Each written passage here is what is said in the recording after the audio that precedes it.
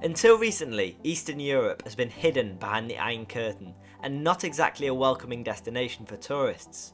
Well, now that's changed, and it welcomes adventurous backpackers from all over the world who want both the familiarities of European travel but also something just that little bit different.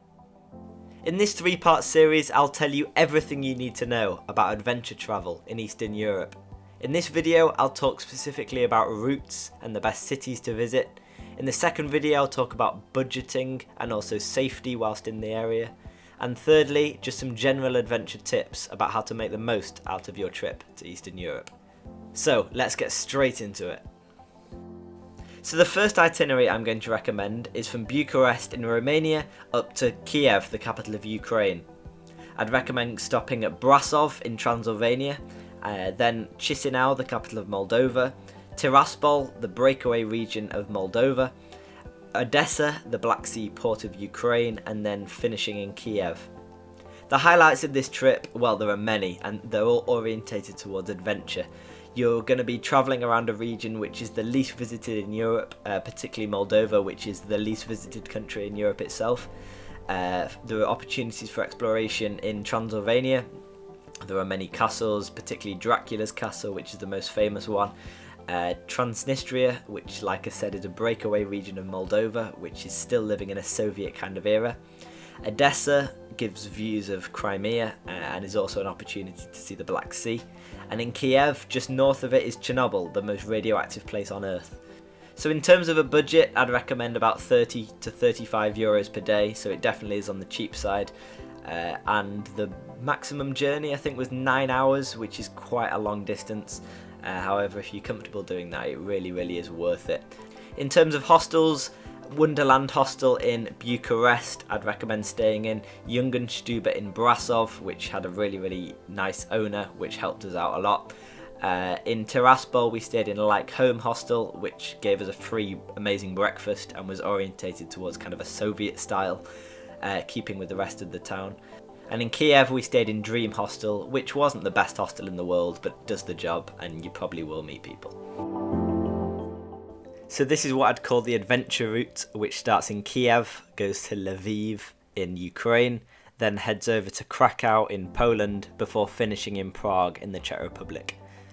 So in terms of the key benefits of this trip, I'd class it as about a 30 to 35 euro a day trip, with a maximum journey time of 7 hours in one go. However, these are all direct buses and trains. And it also gives you so many opportunities to adventure out and experience a different type of tourism. So let's go through each city. So Kiev is a great starting point to give you a first taste of Eastern Europe. And it's also a really good airport because it's nice and cheap, especially through Ryanair flights. Kiev is particularly known for its golden top churches and excellent views over the river, and I'd thoroughly recommend you go on 2 of the main adventures there. The first tour I recommend you do is an underground tour through the underground network under Kiev, which runs for 50 kilometers.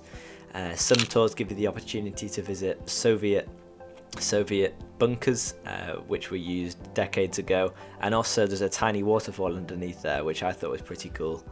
There are many companies that do this tour and it'll cost you around about 50 euros, however I think it's fully worth it, and I'd recommend Urbex Tours if you do this. My second recommendation is to go to Chernobyl on a full day tour, which costs around 60 euros but is fully worth it.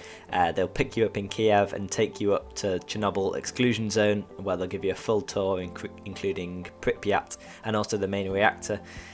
You can also do 1 night, 2 night and 3 night tours where you get to meet people that have moved back into the zone, so that would be pretty interesting. And I believe from next year they're actually allowing people into the reactor to see the original reactor, which is kind of a must do if you're there. It must be said Kiev does not have the best nightlife in Europe, however I think it's still a great city to visit, and there are some really nice bars. For example, Paletto 6, which we visited, had some incredible drinking games and different types of shots which I'd never seen before, so I thoroughly recommend you do go there if you're looking for a bit of a night out.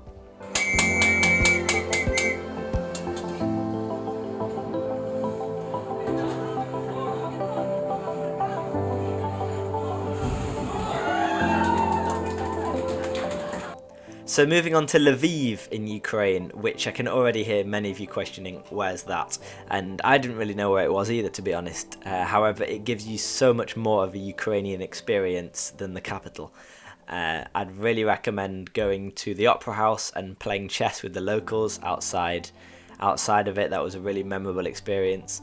And also just to eat local food and experience the culture of a traditional Ukrainian city. Again, if you do choose to stay in a hostel, Dream Hostel Lviv, the same chain as the one in Kiev, is probably your best bet, and you are guaranteed to meet people here. So now it's time for a long train journey to Krakow. Costs about €30 and takes 7-ish hours. However, you can get an overnight train, which I probably would recommend. But Krakow needs no introduction. It's great for its nightlife and also its culture. It's known for Auschwitz and also Cloth Square, which has many cheap bars packed around it, and a really good city to visit in Europe. If you're looking for an adventure, I'd thoroughly recommend the salt mines, which take you about 100 meters underground, and it gives you a tour along the networks. And also, of course, a visit to Auschwitz is a must-do. It's obviously a depressing day, but it really is worth a day of your trip. If you are there for the party scene, I'd really recommend Little Havana Party Hostel, which is right in the centre of Krakow. Or if you're looking for something a bit quieter, the Dizzy Daisy Hostel is also probably your best bet for that. Moving on to Prague, which again needs no introduction at all. It's a really popular interrail city. You'll meet so many people there. I can't even begin to give any recommendations. Just head over to the Honest Guide YouTube channel. He's a Czech guy and he knows Prague inside out. What scams not to fall for in the city.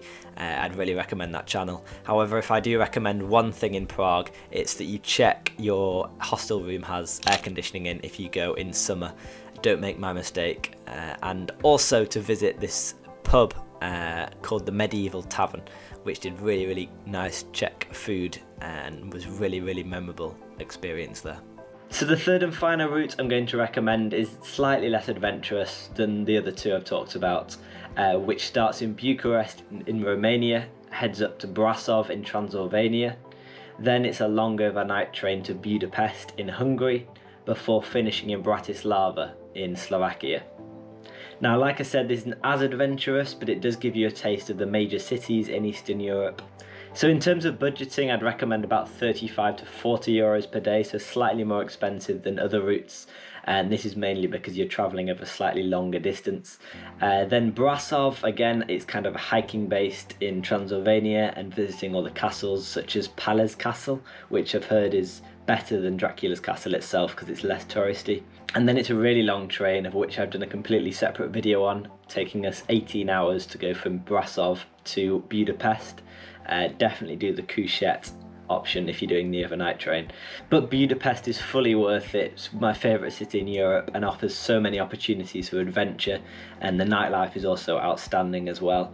I ran up Gillette Hill, which gives you great views of Budapest itself, and the Shilazhinki baths, that's definitely not how you say it, but that is the best baths to visit. If you can splash the cash, these baths also do a night party, which costs about 60 euros excluding drinks, which is very pricey. However, what a setting for it. It is basically a massive pool party.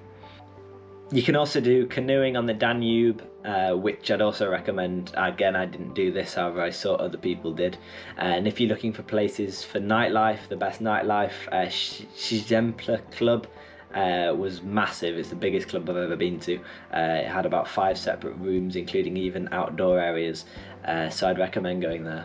And to finish the trip, take the bus up to Bratislava. It takes about 2 hours and is much cheaper to fly out of than Budapest is. There's not much to do in Bratislava. I didn't really enjoy that city. However, you can go out of the city and climb up to the missile base, which we really enjoyed.